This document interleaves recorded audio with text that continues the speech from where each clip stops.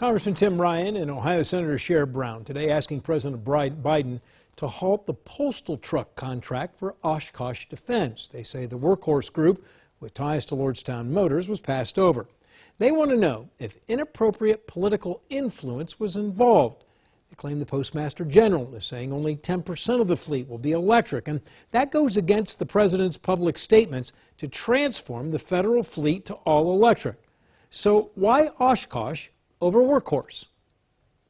These are the kinds of military vehicles made by the Wisconsin-based Oshkosh Defense. Their trucks have been shipped to every theater of war the United States has been involved in. They know what they're doing. I talked with Detroit-based auto analyst John McElroy about why Oshkosh Defense was picked over the Workhorse Group, which has ties with Lordstown Motors. He started his analysis with the current Postal Service trucks. The post office, when it keeps trucks, man, they keep them forever.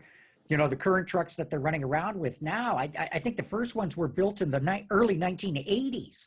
So when the new vehicles come out, and this is what they'll look like, there will be an expectation of durability. So they don't want some sort of flash in the pan here. They want something that's going to last and be around, and that would dictate going with a proven company. Lordstown, Workhorse, sorry, they're a startup. There's no track record.